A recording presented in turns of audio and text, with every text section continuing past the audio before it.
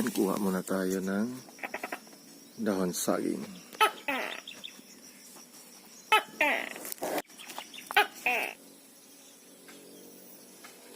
So ito na po yung ating isdang pandawan. So ito na yung na-harvest natin dahon saging. Tapos meron tayo ditong sibuyas, luya at saka kamatis. So gasan muna natin. So ito naman yung gamitin nating suka na pinakurat. Unahin natin is ang isda. Wala po itong himbis. Ayan.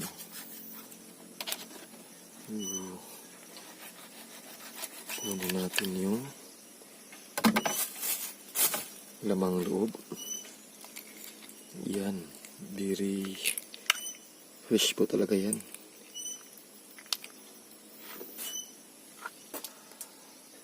You know, meron pa siyang kinain na mukus.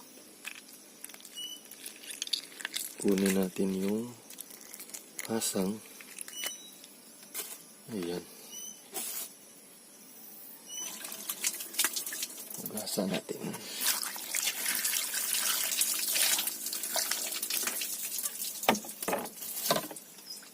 Tapos, slice natin. So, next, ilagay natin ang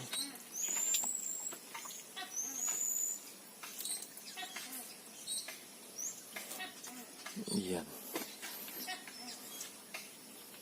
Unahin natin yung dahon saging.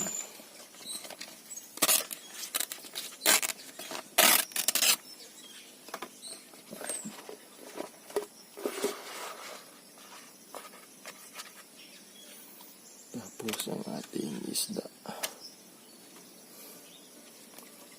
Yan.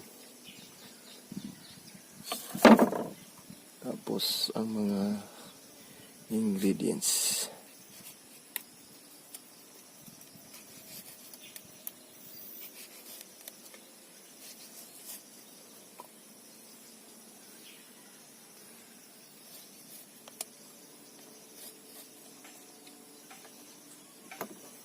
Sibuyas.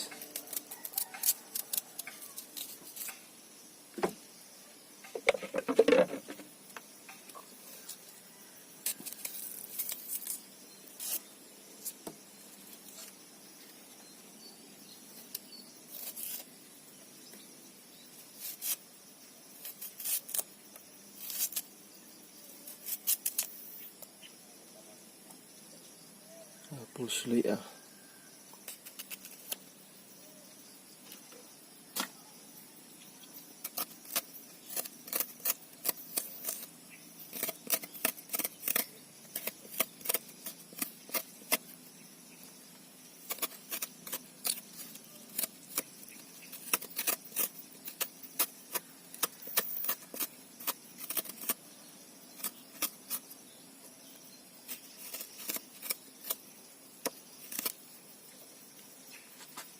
Ayan.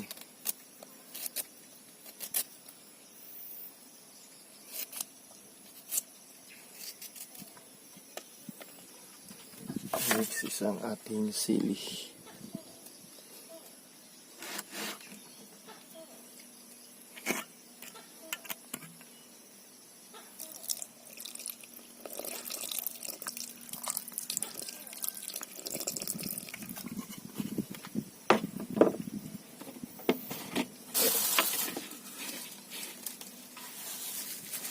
Tapos lagyan ng kunting asin.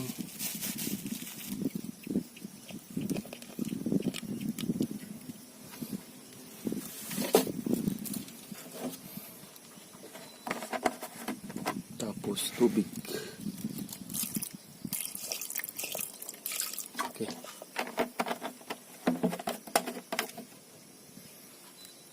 Ready na ang ating saingan. Ilagay na natin. Yan, so ilagay na natin.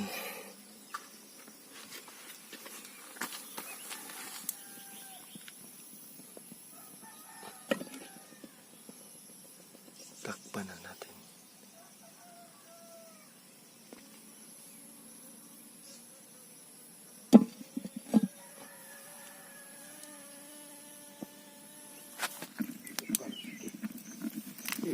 luto na.